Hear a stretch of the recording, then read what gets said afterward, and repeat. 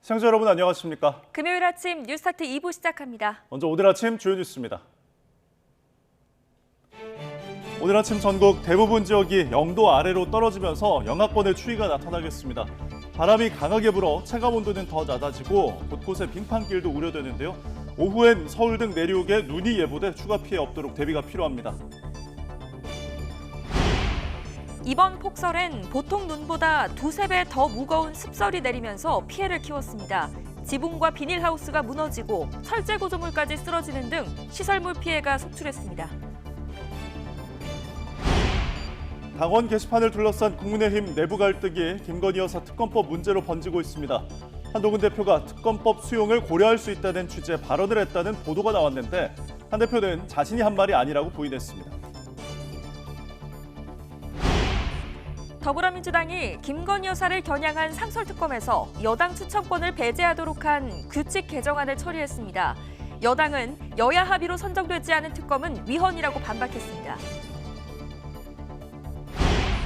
한국은행이 지난달에 이어 이번 달에도 기준금리를 인하했습니다. 미국 대선 결과에 따른 불확실성 증가와 수출 경쟁력 약화라는 악재가 겹치자 예상을 깬 두 달 연속 인하로 선제 대응에 나선 모습입니다. 어젯밤 서울 송파구에 있는 롯데월드 호텔에서 야간 작업을 하던 60대 노동자가 4층 높이에서 떨어져 숨지고 다른 한 명이 크게 다치는 사고가 났습니다.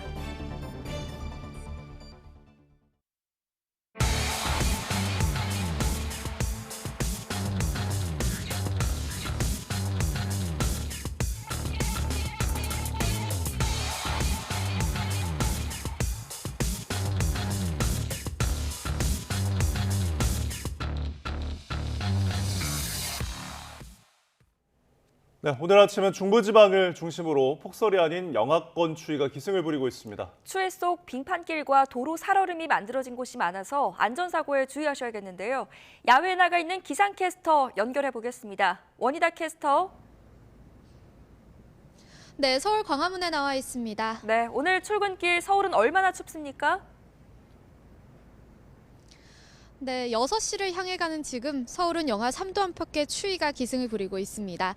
어제 같은 시각보다 3도가량 낮아서 더 춥게 느껴지고 있는데요. 12월 본격 겨울을 앞둔 게 실감이 나고 있습니다. 오늘 아침 출근길에는 보온에 각별히 신경 써주시고요. 추위 속 빙판길 사고도 주의하시기 바랍니다. 밤사이 강한 한기가 남하하면서 기온이 큰 폭으로 떨어졌습니다. 현재 전국에서 가장 추운 곳은 강원도 설악산으로 비공식 기록이지만 기온이 영하 14.1도까지 곤두박질했고요. 그 밖의 지역도 대관령 영하 7.7도, 파주 영하 6.5도까지 내려가 있습니다. 남부지방의 경우 어제와 비슷한 곳이 많습니다. 현재 추위 속 일부 서해안과 호남, 제주도에는 비나 눈이 내리고 있습니다. 전북 순창과 제주 산간에는 대설주의보가 내려져 있는 상황입니다. 강수구름이 점차 유입되면서 오후부터는 전국 대부분 지역에 가끔 영향을 주겠습니다. 오늘 밤까지 전북 동부에 최고 7cm, 서울 등 중부와 영남 곳곳에 최고 3에서 5cm가 예상되고요. 제주 산간에는 내일 새벽까지 최고 10cm의 적설이 예보됐습니다. 이미 많은 눈이 내린 만큼 비닐하우스 붕괴 등 추가 피해 없도록 조심하셔야겠습니다. 오늘 전국적으로 바람이 강하게 부는 가운데 특히 강풍특보가 내려진 충남 서해안과 호남 해안, 제주도를 중심으로는 초속 20m 안팎의 돌풍이 몰아치겠습니다. 시설물 관리와 안전사고에 각별히 유의하시기 바랍니다. 지금까지 서울 광화문에서 YTN 원희다입니다. 11월에 찾아온 때 아닌 폭설에 곳곳에서 피해가 속출했습니다. YTN이 하늘에서 피해 현장을 살펴봤습니다. 김철희 기자가 전해드립니다. 하얀 눈으로 뒤덮인 축사 건물 가까이 다가가자 피해가 적나라하게 드러납니다. 무거운 눈을 버티지 못한 지붕과 구조물은 아래로 무너져 내렸고 쌓인 잔해가 많아 중장비로 연신 치워도 역부족입니다. 금방이라도 무너질 듯 위태롭게 남아있는 축사 안에는 놀란 소들이 눈을 피하고 있습니다. 논과 밭도 하얀 벌판으로 변했습니다. 늘어서 있던 비닐하우스가 하나 걸러 하나씩 눈을 이기지 못하고 주저앉았습니다. 부상자가 나온 안양 농수산물 도매시장 붕괴 현장도 위에서 바라보니 피해가 더 명확합니다. 밑으로 꺼진 건물 지붕은 반대쪽과 뚜렷하게 대비됩니다. 산이 온통 하얗게 변한 강원 횡성군. 소를 키우던 비닐하우스에 눈이 잔뜩 쌓여 커다란 구멍이 뚫렸습니다. 무거운 눈에 비닐하우스가 내려앉으면서 깔린 70대 남성은 병원으로 옮겨졌지만 결국 숨졌습니다. YTN 김철입니다. 네, 이틀째 계속된 폭설로 골프 연습장과 창고 지붕들도 속절없이 주저앉았습니다. 쌓인 눈이 어찌나 무거운지 지붕을 받치고 있던 철근까지 모두 꺾이고 휘어졌습니다. 여배원 기자입니다. 이른 아침 서울에 있는 골프 연습장. 갑자기 굉음과 함께 연습장 옆쪽 철골 구조물이 순식간에 와르르 쓰러집니다. 그물에 쌓여있던 눈도 함께 쏟아져 내립니다. 눈 무게를 이기지 못하고 그물이 늘어지면서 철골 구조물이 꺾여버린 겁니다. 골프를 치던 손님들은 황급히 건물 밖으로 뛰쳐나갔습니다. 대여섯 분 계셨죠. CCTV 확인하니까 전부 다들 많이 놀라셨더라고. 철거하는데도 지금 대략 한 달 정도 잡아야 된다고 하고 시설은 더더구나 더 오래 걸릴 거고. 야외 풋살장 천장도 무너져 내렸습니다. 위쪽에 쳐뒀던 천막에 눈이 쌓이면서 폭삭 주저앉아 버렸습니다. 택배 창고도 피해를 입었습니다. 상자를 내리고 싣기 위해 주차해뒀던 트럭도 무너진 지붕에 깔려 기우뚱, 옴짝달싹 할 수 없는 상태입니다. 배송하지 못한 택배 상자 수백 개도 내리는 눈과 함께 그대로 쌓여 있습니다. 다행히 천장이 무너지다 트럭에 걸리면서 일하던 사람들은 다치지 않았습니다. 대형 물류창고 천장도 꺼지면서 건물 안이 훤히 들여다보일 정도가 됐습니다. 14만 제곱미터짜리 대형 창고인데 무너진 천장 넓이만 5,000제곱미터에 달합니다. 신호등도 쌓인 눈에 고개를 떨구고 전선줄에 대롱대롱 매달렸고 서울 석촌고분 적송에 멋스럽게 뻗었던 가지들도 내리고 또 내린 눈에 꺾이고 부러졌습니다. YTN 염혜원입니다. 네, 이번 폭설로 수도권 도로 곳곳에서 차량들이 더딘 흐름을 보인 가운데 눈길에 미끄러지는 차량에서는 불까지 났습니다. 도로를 달리던 차량을 향해 눈뭉치가 떨어지는 아찔한 사고도 있었습니다. 윤흥성 기자가 취재했습니다. 눈길 속 거북이 걸음을 하는 차량들 뒤편에서 시뻘건 불길이 치솟습니다. 검은 연기도 쉴 새 없이 뿜어져 나옵니다. 경기 용인시 기흥역 인근을 달리던 승용차에서 불이 나 30분 만에 꺼졌습니다. 불은 눈길에 미끄러진 차량에 충격이 가해지면서 시작된 거로 추정됩니다. 고속도로를 달리던 승용차가 분기점을 빠져나가던 순간 갑자기 하늘에서 무언가 떨어지더니 차량 유리창이 산산조각납니다. 습기를 머금고 잔뜩 무거워진 눈이 도로 표지판에 붙어 있다가 한꺼번에 쏟아진 겁니다.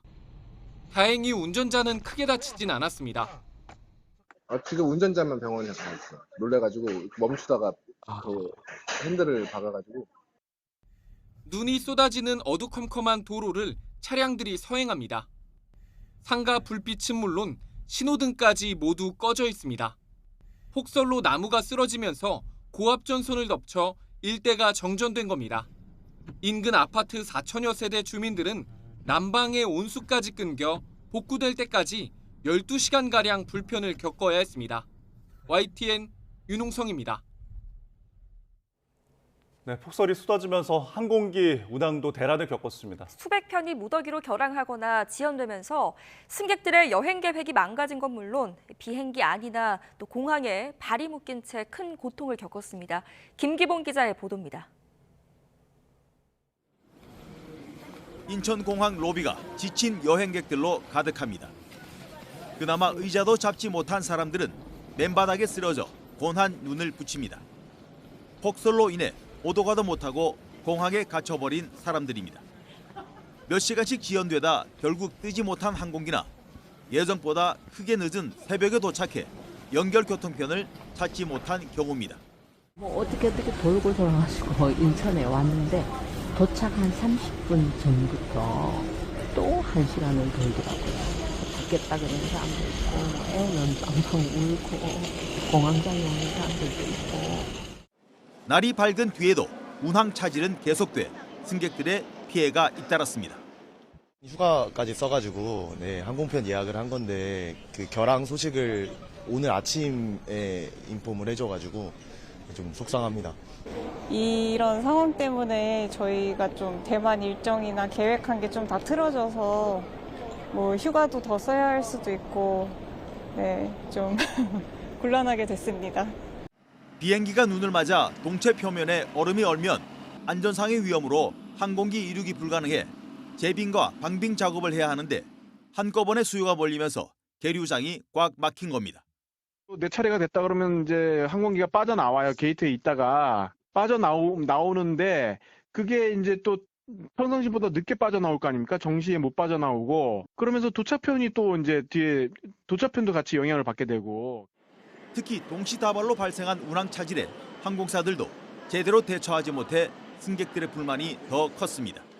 항공사 직원이 하는 말이 위하고 연락이 안 된다. 아예 어떤 답변을 해도 답변을 주지 않는다. 소통이 안 된다. 차라리 너무 자기들이 답답하니까 고객의 소리에 민원을 넣어달라. 폭설 첫날 인천공항을 포함한 국내 공항에서 258편이 결항, 462편이 지연됐고 둘째 날에도 최소 440편 이상이 결항 또는 지연됐습니다. YTN 김기봉입니다. 이번에 내린 폭설은 특히 물기를 머금어 눈 결정이 뚱뚱해진 습설이라 곳곳에서 붕괴 피해가 일어났습니다. 습설이 왜 생기는 것이고 또 그 위험성은 어느 정도인지 장하영 기자가 분석했습니다. 우리가 흔히 알고 있는 날렵한 별 모양 눈송이는 보통 영하 10도에서 영하 20도 사이에 만들어지는 가볍고 건조한 눈, 건설입니다. 영하 10도 이상의 비교적 덜 추운 날씨에 생기는 젖은 눈, 습설은 눈 결정의 수증기가 엉겨붙어 뚱뚱해진 형태입니다. 보통 비로 1mm 내릴 것이 눈으로 오면 1.5cm 정도가 되는데 기온이 0도에 가까웠던 그제 내린 눈은 강수량 1mm당 눈이 1cm도 되지 않는 습설이었습니다. 기온에 따라서 이 두 개가 조금 나뉜다고 볼 수가 있겠는데요. 27일 날 같은 경우에는 기온이 조금 높았죠. 그렇기 때문에 상당량 비가 10 이하 정도였고요. 습설은 건설보다 훨씬 무겁습니다. 1제곱미터 넓이에 눈이 1m 쌓일 경우 건설은 150kg 정도지만 습설 무게는 그 2배가 넘습니다. 비닐하우스에 습설 50cm가 쌓이면 무게가 최대 30톤에 달합니다. 15톤 트럭 2대 또는 1톤짜리 전봇대 30개가 올라가 있는 셈입니다. 건설 같은 경우 그냥 빗자루로 쓸으면 다 쓸려 나가는데 습설 같은 경우는 그대로 다 남아 있거든요. 그래서 지붕이라든가 비닐하우스에서도 이 눈을 제거하기가 굉장히 어렵습니다. 굉장히 무게도 무겁고 잘 뭉쳐지고 또 뭉쳐졌다가 하부에서 녹거든요. 녹으면 그대로 얼어붙는 특징이 있습니다.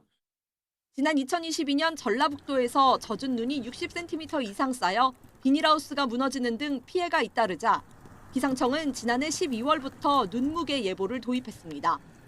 이번 눈은 그동안 폭설이 잦아 눈 무게 예보가 먼저 도입된 호남이나 강원, 경북 동해안을 비껴나 수도권과 충청 내륙에 집중됐지만 기상청은 여러 차례 무거운 눈을 강조하며 눈무게를 예보에 포함했습니다.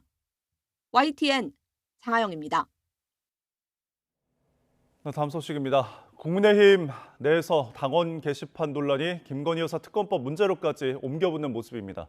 한동훈 대표가 특검법 수용을 고려할 수 있다는 취지로 발언을 했다는 언론 보도가 나왔는데 이에 한 대표는 자신이 한 말이 아니라며 부인했습니다. 김다은 기자입니다. 지난달 초 두 번째 김건희 여사 특검법 재표결을 앞두고 한동훈 대표는 반대 입장을 분명히 했습니다. 부결시키는 것이 맞다고 생각하고 당원들에 대해서도 그리고 당 의원들께도 그런 설득을 드릴 생각입니다. 세 번째 재표결을 앞둔 현재는 야당에 좌지우지 되지 않겠다며 좀 더 원론적인 입장을 내놨습니다. 민주당 사정 때문에 우리 국민의힘의 정치가 좌지우지되거나 영향받지는 않습니다. 다소 기류 변화가 읽힌다는 해석 속에 한 대표가 최근 측근에게 특검을 고려해볼 필요가 있다고 말했다는 보도까지 나오자 한 대표는 일단 선을 그었습니다. 제가 그런 말을 했다고요? 제가 한 말은 아니네요. 친한동훈계 인사들도 YTN과 통화해서 사실이 아니라고 손살을 쳤지만 공천 개입 의혹으로 당 압수수색까지 들어오는 상황에서 단정적으로 입장을 말하기에 부담스러운 건 사실이라고 토로했습니다. 또 다른 의원은 당원 게시판 논란을 고리로 친윤계 공세가 거세지는 만큼 특검도 생각해볼 만한 수단이 될 수 있다며 여지를 두기도 했습니다. 친윤계는 한 대표 가족이 대통령 비방글을 올린 건지 혹은 제3자가 명의를 도용한 건지 확인만 해주면 되는 문제라며 거듭 압박했습니다. 한동훈 대표가 이 문제를 해결할 필요를 갖고 있다고 생각합니다. 실수가 있으면 자기한테 사과하고 억울하면 법적 조치를 취하면 될 거 아니겠습니까? 내분이 확산하자 급기야 당분간 공개 발언을 자제해달라는 원내 지도부의 당부까지 나왔습니다.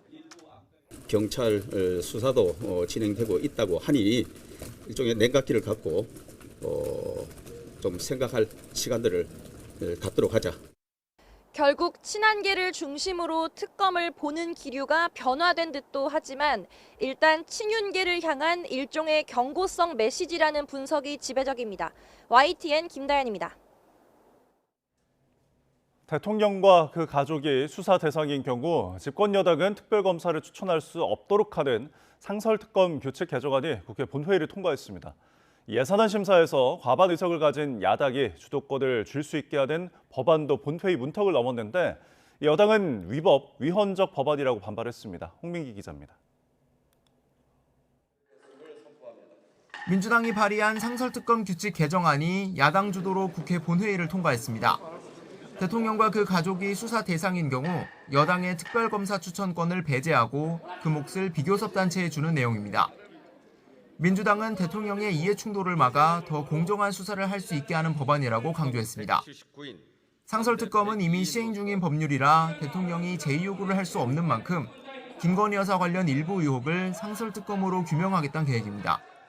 오늘 우리는 반드시 특검 운영 규칙 개정안을 통과시켜 대통령과 그 일가족에 대해서 중립적이고 공정한 수사가 진행되게끔 해야 합니다. 반면 여당은 민주당이 특별검사와 수사 대상 등을 입맛대로 고르게 된다며 여야 합의로 선정되지 않은 특검은 위헌이라고 반박했습니다. 한마디로 민주당 산하에 검찰청이 하나 더 생기는 것입니다. 이 규칙은 우리 대한민국의 헌법 정신과 체계에 정면으로 안 맞습니다. 예산안 심사에서 야당의 영향력을 더 키울 수 있는 국회법 개정안도 본회의 문턱을 넘었습니다. 현재는 여야가 법정 기한까지 예산 심사를 마치지 못하면 정부 원안이 본회의에 자동으로 올라가는데 이를 막겠다는 취지입니다. 야당은 국회의 예산 심사권을 강화해야 한다며 법안 처리를 강행했고 이에 여당은 민주당이 또다시 민생을 볼모로 독주하고 있다고 반발했습니다. 청문회 등에서 국회의 증인 동행 명령권을 강화하고 자료 제출 의무도 전부 다 강화하는 법 개정안도 야당 주도로 처리됐습니다. 물론 상설특검 규칙 개정안을 제외한 다른 쟁점 법안들은 여당 반대가 거세고 윤 대통령도 제2요구권을 행사할 가능성이 커 최종 법 통과까지는 어려울 거란 전망이 적지 않습니다. YTN 홍민기입니다. 네, 믿었던 수출이 흔들리면서 우리 경제 성장률도 주저앉았습니다. 한국은행은 내년과 내후년 성장률을 1%대 추락으로 예상하며 경기 부양을 위해 기준금리를 깜짝 인하했습니다. 이형원 기자입니다. 한국은행이 시장 예상을 깨고 기준금리를 또 내렸습니다. 지난달에 이은 0.25%포인트 깜짝 인하로 금리는 3%까지 내려왔습니다. 연속 인하 행진은 세계 금융위기가 한창이던 지난 2009년 이후 15년 만입니다. 1,400원 안팎으로 가는 환율 불안과 한미 금리 차, 가계부채 불씨 등 인하 부담이 컸지만 이를 넘어선 경기 하방 압력에 금융통합위원 6명 가운데 4명이 인하를 지지했습니다. 주력 업종에서 주요국과의 수출 경쟁이 심화되는 구조적 문제가 있는 데다 트럼프 대통령 당선 이후 커진 교역 환경의 불확실성도 일부 반영하여 수출 증가율이 예상보다 상당폭 낮아질 것으로 전망했습니다. 실제로 경기는 이미 쪼그라들고 있습니다. 지난 2분기 마이너스 이후 3분기 0.1% 성장 충격에 올해 전체 성장률은 2.2%로 낮췄습니다. 불과 석 달 만에 기존 전망치를 0.2%포인트나 내린 건데 문제는 앞으로입니다. 내년 1.9%, 내후년 1.8%로 잠재 성장률에도 못 미치는 살얼음판이 예상되기 때문입니다. 성장률이 2%를 밑돈 건 외환위기와 세계 금융위기, 코로나19 유행 등 그야말로 비상 상황일 때뿐이었습니다. 커진 불확실성이 앞으로 미국 정부가 신정부가 들어서면서 어떤 정책을 어떤 순서로 쓰냐에 따라서 나타날 것이기 때문에 불확실성이 크기 때문에 이 숫자도 2월 때 되면 또 변화할 가능성도 크다. 이런 점을 고려해 금통위원 6명 가운데 3명은 금리 추가 인하 가능성까지 열어뒀습니다. YTN 이영훈입니다. 이창용 한국은행 총재가 차기 국무총리로 거론된 것과 관련해 사실상 선을 그었습니다. 이 총재는 어제 통화정책 방향 기자간담회에서 차기 총리설과 관련된 질문에 대해 하는 총재 역할에 충실하겠다고 밝혔습니다. 관련 질의를 예상한 듯 답변을 준비해왔다며 경제 상황이 녹록지 않은 만큼 현재 업무를 충실히 하는 것이 가장 중요하다고 강조했습니다. 네, 다음 소식입니다. 어젯밤 서울 잠실 롯데월드 호텔에서 작업 중이던 노동자들이 추락해 한 명은 숨지고 한 명은 크게 다쳤습니다. 작업용 곤돌라와 천장을 연결한 줄이 끊어지면서 참변을 당했는데 경찰과 노동당국은 중대재해처벌법 등 위반 여부를 조사할 방침입니다. 이현정 기자입니다. 한쪽 줄이 끊어진 작업용 곤돌라가 호텔 천장에 위태롭게 매달려 있습니다. 구조용 에어매트가 깔린 로비 바닥에는 곳곳에 떨어진 파편들 사이로 헬멧과 스프레이, 그리고 운동화 한 짝이 나뒹굴고 있습니다. 어젯밤 11시 50분쯤 서울 잠실 롯데월드 호텔에서 60대 노동자 A씨가 작업 도중 1층 로비로 추락했습니다. 4층 높이에서 추락한 A씨는 심정지 상태에 빠졌고 병원으로 급히 옮겨졌지만 끝내 숨졌습니다. 벽돌이랑 쇠파이프 같은 게 떨어지더라고요. 비명 소리 들리고 119 전화하는 소리 들리고 살려달라는 소리도 나가지고. 야간 작업을 하던 노동자들이 사고를 당하면서 소방이 출동해 구조 작업을 벌였습니다. 함께 일하던 40대 동료 B씨는 줄이 끊어질 때 곤돌라를 붙잡아 가까스로 추락을 면했습니다. 하지만 사고 당시 충격으로 큰 부상을 입은 채 1시간이나 매달려 있다 구조돼 병원으로 이송됐습니다. 사고를 당한 노동자들은 모두 하청업체 직원으로 손님들에게 피해가 안 가는 밤 10시쯤 천장 칠 작업을 시작한 것으로 파악됐습니다. 문제 있다고 그래서 그때 뛰고 다녀야지. 뒤에 이상한 거 같다 그래가지고 그러면 그대로 움직이지 말고 있어라. 경찰과 노동당국은 중대재해처벌법과 산업안전보건법 위반 여부를 포함해 현장에서 안전수칙이 제대로 지켜졌는지를 조사할 방침입니다. 롯데호텔 측은 사고 경위 파악을 위해 최대한 협조하겠다고 밝혔습니다. YTN 이현정입니다.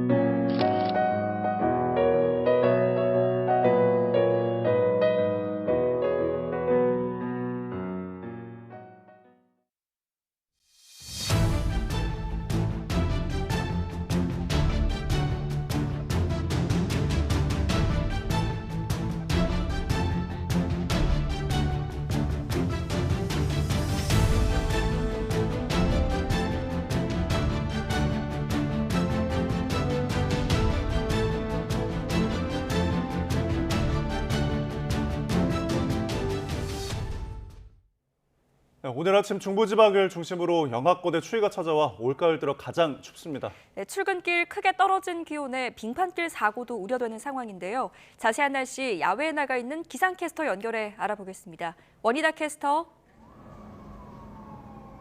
네, 서울 광화문에 나와 있습니다. 네, 많이 추워 보이는데 현장 상황 자세하게 전해주시죠. 네, 12월을 코앞에 두고 궂은 날씨의 연속입니다. 기록적인 폭설 뒤에 곧바로 올가을 최고 추위가 찾아왔는데요. 현재 서울 기온이 영하 3도 안팎까지 뚝 떨어져 있습니다. 이렇게 날씨가 춥다 보니 주머니에 손을 넣고 걷는 시민들도 많이 보이고 있습니다. 빙판길 때문에 넘어지기 쉽습니다. 안전에 유의해야겠습니다. 밤사이 강한 한기가 남하하면서 기온이 큰 폭으로 떨어졌습니다. 현재 전국에서 가장 추운 곳은 강원도 설악산으로 비공식 기록이지만 기온이 영하 14.1도까지 곤두박질했고요. 그 밖의 지역도 대관령 영하 10.3도, 파주 영하 6.3도 등 곳곳에서 올가을 최저 기온을 경신하고 있습니다. 남부지방의 경우 어제와 비슷한 곳이 많습니다. 현재 추위 속 일부 서해안과 호남, 제주도에는 비나 눈이 내리고 있습니다. 전북 순창과 제주 산간에는 대설주의보가 내려져 있는 상황입니다. 강수구름이 점차 유입되면서 오후부터는 전국 대부분 지역에 가끔 영향을 주겠습니다. 오늘 밤까지 전북 동부에 최고 7cm, 서울 등 중부와 영남 곳곳에 최고 3에서 5cm가 예상되고요. 제주 산간에는 내일 새벽까지 최고 10cm의 적설이 예보됐습니다. 이미 많은 눈이 내린 만큼 비닐하우스 붕괴 등 추가 피해가 없도록 조심하셔야겠습니다. 오늘 전국적으로 바람이 강하게 부는 가운데 특히 강풍특보가 내려진 충남 서해안과 호남 해안, 제주도를 중심으로는 초속 20m 안팎의 돌풍이 몰아치겠습니다. 썰물 관리와 안전사고에 각별히 유의하시기 바랍니다. 지금까지 서울 광화문에서 YTN 원희다입니다. 네, 이번 폭설로 인해 경기 남부권에 있는 도로를 곳곳이 극심한 정체를 빚었습니다. 특히 경기 용인의 국도에서는 차량이 한때 5시간 가까이 고립되기도 했습니다. 김희영 기자가 취재했습니다. 도로 위에 차들이 멈춰서 있고 답답한 운전자는 직접 내려 앞을 내다봅니다. 차량이 끝도 없이 늘어서 있는데 좀처럼 움직일 기미가 보이지 않습니다. 거리가 꽤 떨어진 터널에도 차가 가득한데 일부 시민들은 5시간 가까이 도로 위에 고립되기도 했습니다. 양지 고속도로 정확히 지금 돌려보니까 5시 한 55분에 나왔거든요. 근데 그때부터 지금까지 계속 막혀 있어요. 이곳 경사진 도로를 따라 올라가던 트레일러가 미끄러져 한참 동안 정체가 빚어졌습니다. 주변에 물류센터가 몰린 곳이라 차량 통행량이 많은 데다가 우회로도 마땅치 않아 고립되는 차는 걷잡을 수 없이 많아졌습니다. 지자체 등 당국이 제설 작업을 진행했지만 곧바로 트레일러를 빼내지는 못했고 새벽 5시쯤부터 시작된 정체는 한낮이 지나서야 해소됐습니다. 앞서 새벽 4시쯤 경기 광주시 3번 국도에서도 화물차 여러 대가 2시간 가까이 멈춰 있었고 경기 안성시에 있는 고속도로에서도 트레일러가 오르막길에서 미끄러지는 등 폭설로 경기 남부권 도로 곳곳이 마비를 겪었습니다. YTN 김희영입니다. 네, 기록적인 11월 폭설에 가슴 쓸어내린 분들 많으실 텐데요. 하지만 안심하기엔 아직 이릅니다. 오늘도 일부 지역에 눈 소식이 있고 아침 기온도 뚝 떨어지면서 빙판길이 우려됩니다. 네, 무엇을 조심해야 하는지 이영주 경일대 소방방재학과 교수와 함께 알아보겠습니다. 교수님 나와 계십니까? 네, 안녕하십니까? 네, 안녕하십니까? 오늘 아침에 기온이 굉장히 뚝 떨어졌습니다. 기온이 영하까지 내려가면서 전에 녹았던 혹은 녹지 못한 눈들이 그대로 얼어붙을 가능성이 있는 거죠? 예, 맞습니다. 사실 서울이랑 수도권 일대 영하의 기온이고요. 오늘 오전까지는 또 이렇게 이제 추운 날씨가 계속된다고 이렇게 알려지고 있는데요. 그러다 보니까 이제 어제 그제 쌓였던 눈, 또 그리고 일부 제설에 의해서 이제 녹아내렸던 이런 부분들이 이제 그대로 이제 얼어붙어서 밤 사이에 이런 부분들이 상당히 이제 얼은 상태로 좀 위험한 상황일 수가 있고요. 또 한편으로 이렇게 이제 다시 낮에 해가 뜨고 따뜻해지는 이런 과정에서 이런 녹았던 얼음이나 눈들이 녹으면서 이런 부분들이 이제 건물에서 이제 추락을 한다거나 떨어지면서 보행 중에 또 안전에 관련된 상황들도 위험할 수 있는 이런 상황들이다 이렇게 보시면 되겠고요. 또 한편으로는 이제 밤새 또 도로면에 이런 이제 녹았던 물이라든지 물기 같은 것들이 다시 얼어붙어서 많이 얘기들 되는 이제 블랙아이스, 그래서 빙판길처럼 도로면이 굉장히 미끄러운 그런 상황일 것이다. 그래서 이런 부분들을 조심하셔야 되겠습니다. 네, 말씀하신 블랙아이스, 도로 결빙 현상이 육안으로 잘 보이지 않아서 더 걱정입니다. 지금 이제 본격적인 출근 시간대를 앞두고 또 출근 시간대이기도 한데 어떤 점을 주의하면 좋겠습니까? 예, 이게 완전히 이제 밝아지기 전까지 이렇게 어둑어둑할 때는 사실은 일반적으로 운전할 때도 사실 시야가 확보가 잘 안 되고 좀 위험한 상황이거든요. 그래서 가급적 이제 전조등을 켜시고요. 또 전조등 켜실 때 도로를 좀 수시로 확인하실 필요는 있는데요. 뭐 블랙아이스가 눈으로 잘 확인되지는 않습니다만 이렇게 이제 빛을 비쳤을 때 반짝반짝 빛 변사가 좀 더 많이 되는 이런 상황들이기 때문에 도로면이 굉장히 이제 전조등에 의해서 빛이 반사가 많이 된다 그러면 여기가 블랙아이스가 있구나 이렇게 좀 생각하시면 될 것 같아요. 또 한편으로는 뭐 그늘진 곳이라든지 또 이면도로라든지 이런 것들은 도로가 결빙됐을 가능성이 높기 때문에 주의해서 운전하셔야 되겠고요. 또 그다음 미끄러운 길 주행하실 때 감속 운전 그리고 또 안전거리 충분한 확보 이런 것들은 기본적으로 하셔야 되겠습니다. 또 이제 미끄러운 길 같은 경우는 급감속이라든지 급정거 이런 것들을 하셨을 경우에 후속 차량들이랑 이제 충돌이라든지 이런 것들을 피할 수가 없기 때문에요. 이러한 부분도 최대한 자제하시면서 운전을 하셔야 되겠고요. 감속이 필요하다면은 조금 더 이제 미리 천천히 브레이크를 여러 번 나눠 밟아서 이렇게 브레이크를 밟는 과정에서도 이제 운전이라든지 이런 것들 무리 없게 하시는 게 좋겠고요. 또 정이 어렵다 그러면은 이렇게 이제 이 기어를 감속해서 하는 엔진 브레이크를 사용하시는 것들을 좀 권장드리겠습니다. 네, 운전에 조금 더 주의 집중이 필요할 것 같습니다. 자, 이번 습설로 인한 붕괴 사고도 굉장히 곳곳에서 발생을 했거든요. 지금 눈은 그쳤지만 그래도 눈이 남아 있다면은 제거를 하는 게 좋겠죠? 물론 눈이 이제 계속 또 오늘도 눈 예보가 있기 때문에 더 쌓이는 상황이 위험할 수도 있기 때문에 제설을 하시는 것들 이런 것들은 필요해 보입니다. 다만 이제 제설을 하실 때도 제설 작업을 하시는 분들의 안전 또 붕괴 위험 뭐 이런 것들을 다 고려하셔서 제설을 하실 필요가 있는데요. 그래서 무리하게 제설을 하시기보다는 가능한 범위 내에서 안전한 환경 상황에서 제설을 하시는 게 좋겠다 생각이 들고요. 일반적인 건축물 같은 경우는 사실은 뭐 굳이 그렇게 이제 이미 이제 산화중에 대한 부분들이나 또 구조적인 위험성은 상대적으로 적은데요. 비닐하우스라든지 또 이제 가설 건축물, 또 가설 구조물 뭐 이런 것들은 이제 눈이 쌓였을 때 붕괴 우려가 있기 때문에 눈을 치우셔야 되는 상황일 텐데 이런 경우에도 직접 지붕에 올라가서 쌓인 눈을 치우면 오히려 눈의 하중과 또 작업자들의 하중 뭐 이런 것들도 그렇고 그러다 갑자기 붕괴가 됐을 때 위험성이 크기 때문에 직접 지붕에 올라가서 제설을 하는 것들은 최소화하시는 것들이 좋겠다 생각이 듭니다. 네, 안전을 확보하라는 조언도 해주셨습니다. 자, 도로 위의 빙판도 문제지만 보행자들도 이 살얼음을 조심해야겠죠, 교수님? 예, 맞습니다. 사실 많은 분들이 이제 우리가 자동차들이 다니는 도로면 또 뭐 연쇄 추돌 뭐 이런 것들 때문에 도로 쪽에 많은 얘기들을 하지만 실제로는 이제 보행자들의 안전도 굉장히 중요하거든요. 사실 또 상대적으로는 사람들이 다니는 인도 같은 경우는 사실 또 제설이 채 이루어지지 않거나 또 이제 사람들이 많이 다니는 곳에 이제 얼음이 얼어서 이런 부분들이 또 문제가 되기도 하기 때문에 보행 중 안전 굉장히 중요한데요. 춥다고 이렇게 이제 주머니에 손을 넣고 이제 보행을 하시다가는 미끄러지거나 넘어졌을 때 대처하기가 어렵기 때문에 오히려 이제 장갑 같은 것들을 끼시고 손을 빼고 보행을 하시는 게 안전할 수 있겠고요. 그다음 당연히 뭐 휴대폰 같은 것들 보시면서 보행을 하시게 되면 길의 빙판이라든지 또 이런 노면 상태 같은 것들을 확인하기 어렵기 때문에 보행 중에는 휴대폰 이런 것들 당연히 하시면 안 되겠고요. 또 이런 뭐 미끄러운 구두라든지 슬리퍼 이런 것보다는 바닥면이 넓고 또 이때부터 미끄러짐이 좀 방지가 되는 운동화라든지 등산화 이런 것들을 신는 것이 좀 더 안전하겠습니다. 또 걸으실 때는 평상시보다는 조금 더 보폭을 좀 줄이셔서 미끄러졌을 때도 조금 더 이제 대처할 수 있게끔 그래서 평상시보다는 조금 더 단걸음으로 걸으시는 게 조금 더 안전하실 수가 있겠고요. 또 한편으로는 꼭 얼음이 직접적으로 얼지 않더라도 바닥에 물기가 있거나 또 최근에 아직까지 낙엽들이 떨어진 상황에서 이제 눈이 내렸기 때문에 낙엽 부분 같은 경우에 이제 물기가 묻었을 때 미끄러울 수가 있기 때문에 이런 부분들까지 좀 조심하셔서 보행을 하셔야 되겠습니다. 네, 걸어 다니실 때는 젠걸음, 종종걸음으로 다녀야겠습니다. 자, 눈이 그치면 참 다행이겠지만 오후 들어서 눈 소식이 있는 곳도 있습니다. 지금 일단 뭐 녹았다가 얼고 그런 빙판길 위에 또 눈이 내려서 얼어붙는다면 어떤 점이 우려가 될까요?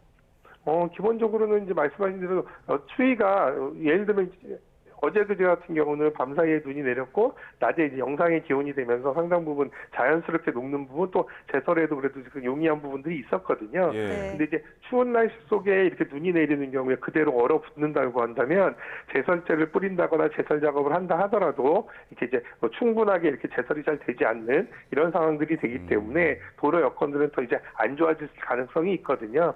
그렇기 때문에 이제 뭐 선제적인 제설 이런 것들도 필요하겠습니다만 눈이 많이 왔을 때 미끄러운 상황, 지금 저희가 말씀드린 사항들 잘 지키셔서 추가적인 위험이나 또 부상이 없도록 하는 것들, 이런 것들이 중요하겠고요. 네. 또 한편으로는 이렇게 이제 지붕의 눈이라든지 얼음 이런 것들이 이제 얼었다 녹았다를 반복하면서 이런 것들이 이제 딱딱한 얼음 형태로 이렇게 돼 있어서 건물에서 이런 것들이 이제 얼음 상태로 쌓여 있다가 이제 날씨가 햇볕이 따뜻해지는 상황이 되면서 이제 이런 얼음들이 이제 낙하하면서 보행자들한테 떨어져서 이런 것들 부상을 당하거나 이런 경우들도 심심치 않게 발생을 하거든요. 네. 그래서 이제 이런 상황이라면 뭐 고드름 제거라든지 혹은 또 이제 지붕의 얼음 부분을 제거하는 이런 작업들도 필요한데, 이런 것들이 사실 이제 개인이 하기는 어렵다고 한다면 소방서라든지 이런 데의 도움을 받아서 이런 부분들도 좀 적극적으로 제거하시는 것들도 필요해 보입니다. 네, 주변의 지형지물, 구조물을 또 잘 살펴보는 것이 중요하겠습니다. 또 눈 피해가 특히 또 우려가 되는 곳이 바로 산간 지역입니다. 지금 제주 산간, 네, 지금 최고 15cm, 전북 동부에도 최고 7cm의 눈이 내린다고 합니다. 당연한 이야기겠지만 산에 오르는 것도 조심해야 하는 거죠, 교수님?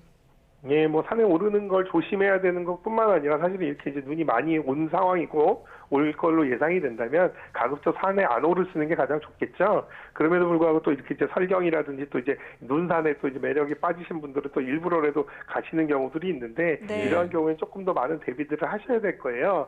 기본적으로 평상시에 다니던 산행길도 눈이 굉장히 많이 쌓여 있는 상황, 또 혹은 제설이 안 돼 있는 상황들이기 때문에 이럴 때면 이제 등산하시는 또 보행 중에 안전에 대한 부분들 신경 쓰셔야 되겠고요.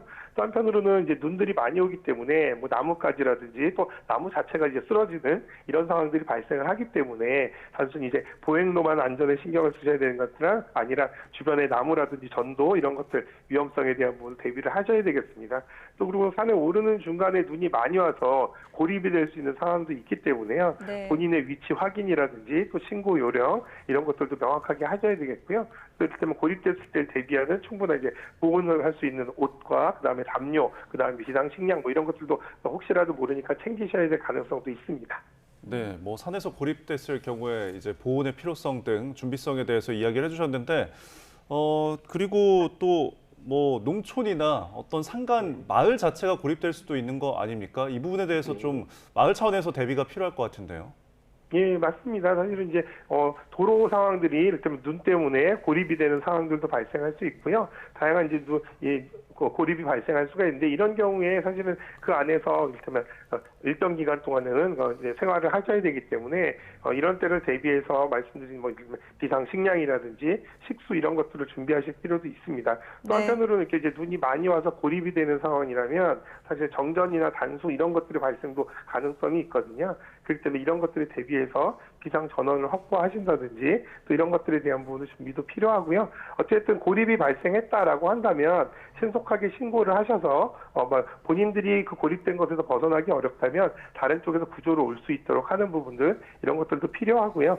또 그 안에 자체적으로 내부 안에서의 눈이 쌓여서 발생할 수 있는 여러 위험들이 있기 때문에 평상시에 시설물의 관리라든지 뭐 차량 정비라든지 이런 것들도 좀 적극적으로 해두실 필요도 있겠습니다. 네, 위험 우려가 큰 지역에 계신 분들은 꼭 기억하시면 좋을 것 같습니다.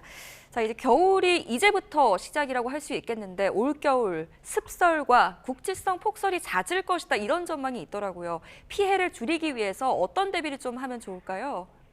예, 뭐 많은 이제 기상 예보들도 그렇고 이번 주에 내렸던 많은 눈이 내렸는데요. 오히려 이런 이제 눈을 많이 내린 경험 때문에 올 겨울에 미리 좀 대비를 할 수 있지 않을까 생각은 들거든요. 그래서 일단 기본적으로 자주 수시로 내리는 눈 이런 것들은 이제 우리가 많이 경험했다시피 굉장히 교통상으로도 불편하고 여러 가지 또 위험도 있기 때문에요. 제설 작업 이런 것들이 이제 그때 선제적으로 좀 이루어질 필요는 있겠습니다. 그래서 각 지자체에서는 이런 선제적인 제설을 위한 장비라든지 또 물자 확보하는 것들 또 그리고 또 비상시에 대응하는 이런 대응 체계들 이런 것들 다시 한번 좀 잘 갖출 필요가 있겠고요.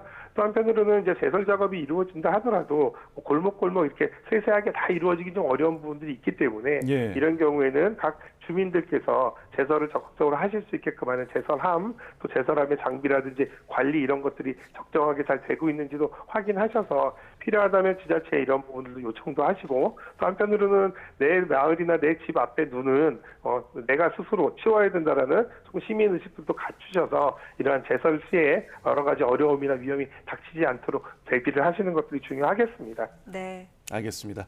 자, 대설에 대한 대비가 계속해서 중요해지고 있습니다. 지금까지 이영주 경희대 소방방재학과 교수와 함께 이야기 나눠봤습니다. 오늘 말씀 고맙습니다. 예, 감사합니다. 네, 잘 들었습니다.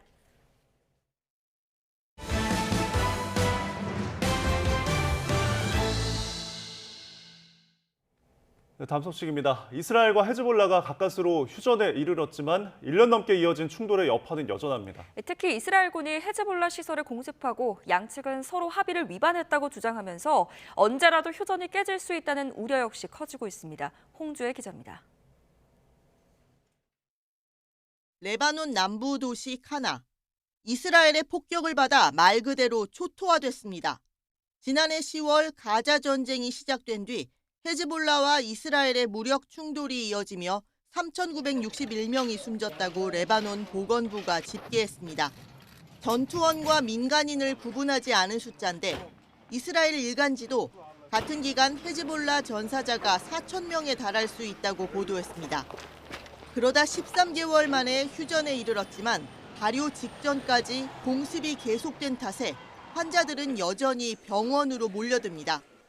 كان في صعوبات جدا كان في جرحى عم بيجوا اذا بدي اوصف حالتهم اكل حالتهم صعبه جدا كان في شهداء كثير كان في خوف كبير عشان كانت القصف تقريبا حوالينا والعدو الصهيوني ما بيرحم. 게다가 이스라엘과 레바논 국경에선 지금도 폭음이 들립니다. 이스라엘군은 휴전 이틀째 레바논 남부에서 헤즈볼라의 중거리 로켓 저장 시설을 공습했다고 밝혔습니다. 또 주민 이동이 금지된 지역에 접근하려는 차량을 향해 발포했다며 휴전 합의 위반을 멈추라고 경고했습니다. We will respond immediately to every violation. We will not let the Hezbollah to go down, to go southern than the Litani River. 그러나 헤즈볼라는 이스라엘이 합의를 어겼다고 맞받고 있어서 가까스로 이뤄낸 휴전이 자칫 깨질 수 있다는 우려도 커지고 있습니다. YTN 홍주혜입니다. 블라디미르 푸틴 러시아 대통령이 앞으로 러시아의 공습 표적 대상에는 우크라이나 수도 키이우의 지휘본부도 포함될 수 있다고 경고했습니다. 푸틴 대통령은 카자흐스탄에서 열린 안보회의에서 현재 국방부와 총참모부가 타격할 목표물을 검토하고 있다며 군사시설이나 방위산업시설, 키이우의 의사결정센터 등이 될 수 있다고 말했습니다. 또 지난 밤사이 우크라이나를 미사일 90기, 드론 100개로 공습했다며 우크라이나의 미국 에이테크임스 미사일 공습에 대한 대응이라고 밝혔습니다. 김용현 국방부 장관은 우크라이나 전쟁에 파병된 북한군이 러시아군에 편성돼 참전하고 있는 것으로 파악하고 있다고 밝혔습니다. 김 장관은 국회 국방위원회에서 러시아군 1개 중대당, 북한군 1개 소대 형태로 편성해 참전한다는 첩보가 있다는 여당 의원 질의에 이같이 답했습니다. 이어 러시아군 주도하에 전쟁을 치른다는 의미가 러시아군 중대장 입장에선 가장 위험하고 어려운 지역에 북한 소대를 보낼 거라며 그래서 총알바지라는 표현이 맞다고 말했습니다. 공천 개입 의혹을 수사하는 검찰이 국민의힘을 이틀 연속 압수수색했습니다. 압수물을 분석하고 있는 검찰은 조만간 2022년 재보궐선거 공천관리위원회 책임자들도 조사할 것으로 보입니다. 임형준 기자입니다. 검찰 수사관들이 국민의힘 중앙 당사가 있는 건물에 들어섭니다. 쏟아지는 취재진 질문에 말을 아낍니다. 오늘 혹시 어떤 부서 가시는 거예요? 기획조직국 가시는 거예요? 중앙 당사 조직국 사무실과 국회에 있는 국민의힘 기획조정국 사무실을 압수수색한 데 이어 당 조직국에 대해 다시 압수수색에 나선 겁니다. 검찰이 이틀 연속 압수수색하며 찾는 자료는 공천 과정을 확인시켜줄 내용입니다. 지난 2022년 국회의원 재보궐선거가 진행된 창원 의창 등 지역구 7곳의 공천 관련 자료 등을 확인했습니다. 또 당시 공천 관리를 담당한 당 대표나 공관위원들이 주고받은 메신저 내용이 담긴 전산 자료 확보에 주력했습니다. 좀 더 면밀하게 검찰에서 확인을 하시려고 하는 것 같습니다. 시스템이나 아니면 이제 또 전문가들이 와야 확인을 할 수 있는 부분이 있으니까 그런 뭐 기술적인 부분이다 이렇게 이해해 주시면 좋을 것 같습니다. 검찰은 그동안 공천관리위원회 외부 위원들에 대한 조사를 마쳤습니다. 참고인 신분을 감안해 창원지검의 수사팀이 서울로 올라가 외부 위원들을 서울 동부지검으로 불러 조사한 겁니다. 따라서 남은 건 위원회를 관장한 내부 위원들, 당시 위원장과 부위원장을 지낸 윤상현 의원과 한기호 의원, 그리고 당시 당 대표인 이준석 개혁신당 의원 등이 조사 대상으로 꼽힙니다. 검찰은 압수수색을 통해 확보한 자료 분석을 마친 뒤 이를 토대로 확인 작업에 들어갈 것으로 보입니다. 이르면 이번 주, 늦어도 다음 주 초엔 조사가 이뤄질 거란 분석이 나옵니다. YTN 임영준입니다. 국회가 제12차 한미 방위비 분담 특별협정에 비준 동의했습니다. 여야는 본회의에서 2026년부터 2030년까지의 주한미군 방위비 분담금을 규정한 협정에 비준 동의안을 의결했습니다. 동의안은 2026년 분담금을 지난해보다 8.3% 올리고 2027년부터는 해마다 전전년도 소비자 물가지수 증가율을 반영해 올리되 5%를 초과하지 않도록 하는 내용을 담고 있습니다. 윤석열 대통령이 조산하나 저체중 출산아인 70둥이들이 입원해 있는 병원을 찾아 지원 대책을 발표했습니다. 대통령실은 배우 정우성 씨 사례처럼 비혼 출생아도 차별 없이 자랄 수 있도록 지원 대책을 보완해 가겠다고 밝혔습니다. 신윤정 기자입니다.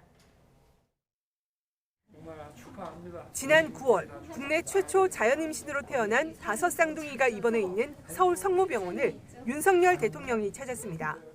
5쌍둥이 부모와 의료진 등과 간담회를 연 윤 대통령은 자신도 미숙아로 태어났다며 70둥이에 대한 각별한 마음을 전했습니다.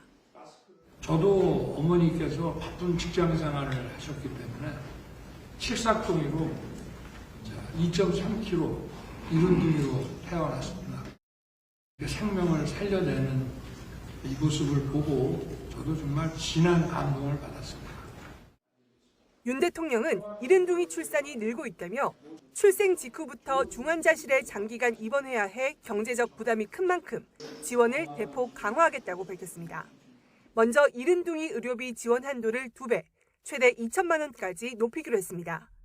또 최중증 산모와 신생아 진료를 담당할 중앙중증센터 2곳을 신설해 통합치료 체계를 갖추고 이들에 대한 치료와 고난도 수술에 대한 보상도 강화하기로 했습니다. 70둥이에 특화된 저출생 대책으로는 역대 최초입니다. 추가적인 지원이 필요한 분야를 발굴하여 저출생 보완 대책을 계속. 최근 배우 정우성의 혼외자 출산을 계기로 촉발된 비혼 출산에 대해서 대통령실은 차별 없이 지원하겠다고 밝혔습니다. 현재 정부의 육아 정책은 아이를 기준으로 제공되고 있기에 부모의 혼인 여부와 무관하다며 한부모 가정 등에서 태어난 아이들을 지원하는데 빠진 부분이 있다면 보완해 나가겠다는 겁니다. 저출생 보완 대책을 내놓은 윤 대통령은 다음 주 초 소상공인과 만나 노쇼 방지책을 발표하는 등 양극화 타개를 위한 민생, 정책 행보를 이어갈 예정입니다. YTN 신윤정입니다. 다음은 사건 사고 한 줄 뉴스입니다. 납품업체들로부터 수십억 원을 수수하고 법인카드를 사적으로 이용해 횡령과 배임 등의 혐의를 받는 홍원식점 남양유업 회장이 증거인멸 우려가 있다며 구속됐습니다. 해킹한 정보를 유포하겠다며 허위로 협박해 국내 대형 법무법인에 수십억 원대의 가상화폐를 요구한 혐의로 30대 남성 A씨가 강제 송환됐습니다.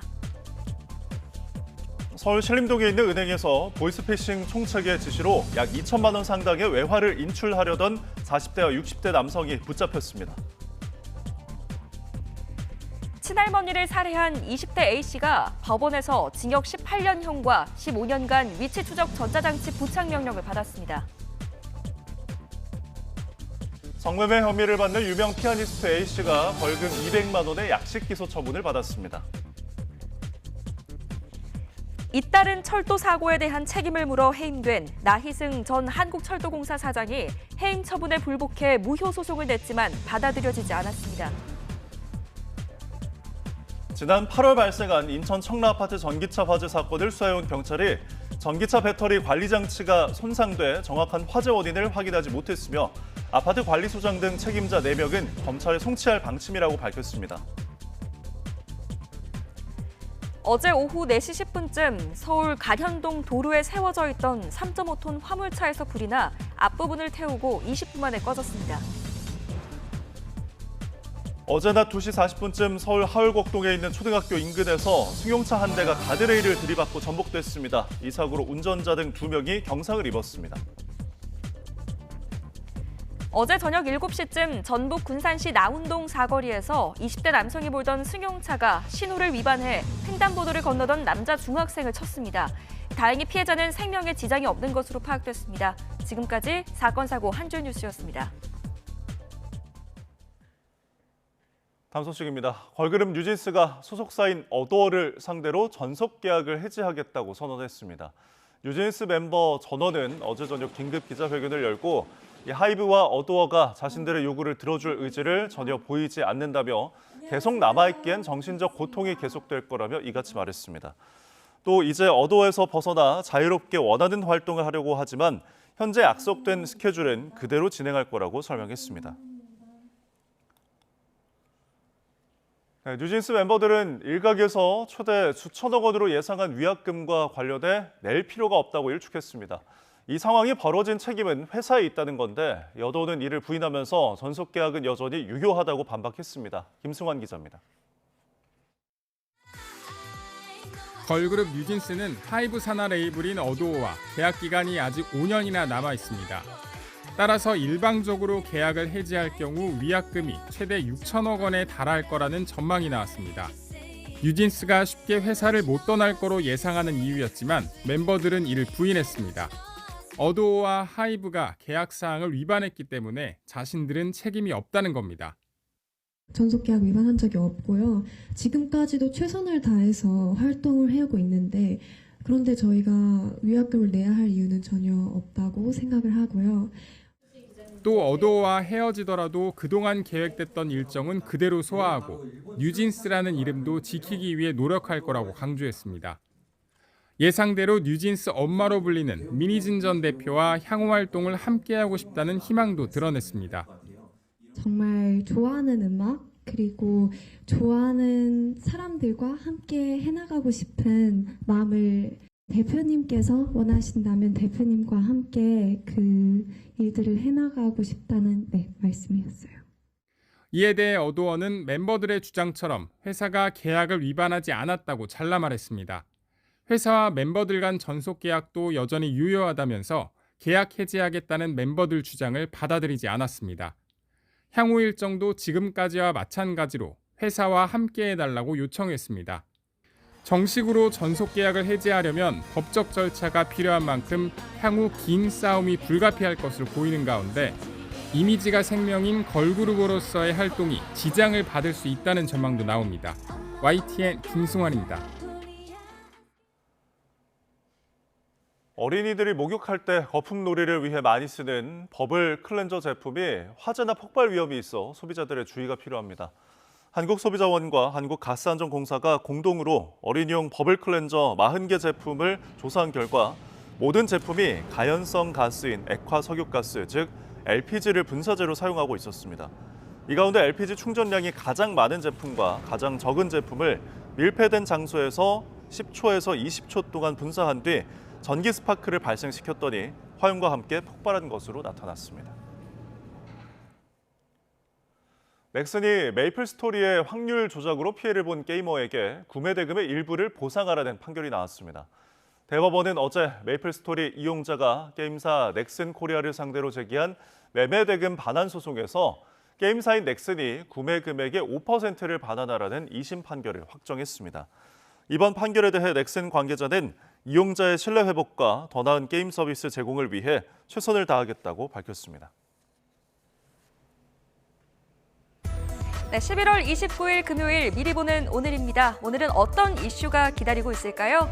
교육부가 내년부터 일부 학년에 첫 도입할 AI 디지털 교과서를 최종 선정했습니다. 교육부는 AI 디지털 교과서 검정 심사 결과 12개 출원사에서 제작한 76종이 최종 합격을 해서 일선 학교들의 선정 절차를 거쳐 내년 1학기부터 수업에 활용된다고 밝혔습니다. AI 디지털 교과서는 내년 초등학교 3, 4학년과 중고등학교 1학년들이 수학과 영어, 정보 교과에서 사용하게 됩니다. 2027년 세계 청년대회 WYD를 앞두고 바티칸에서 받아온 나무 십자가와 성모 성화가 오늘 명동 대성당에서 열리는 WYD 십자가 이콘 환영의 밤에서 일반에 공개됩니다. 프란치스코 교황은 한국의 젊은이들이 이 십자가를 아시아로 가져가 예수 그리스도의 사랑을 세상에 전하고 온갖 충돌과 전쟁으로 얼룩진 세상에서 위로가 되기를 바란다고 말했습니다. 수원시가 오늘부터 이틀간 수원 컨벤션 센터에서 문화, 유산, 이어가다를 주제로 수원 세계문화유산 도시 포럼을 엽니다. 올해 4회를 맞는 이번 포럼은 세계유산도시 지속 가능성을 논의하는 행사로 사례 발표, 패널 토론 등이 주요 프로그램으로 마련됐습니다. 지금까지 미리 보는 오늘이었습니다.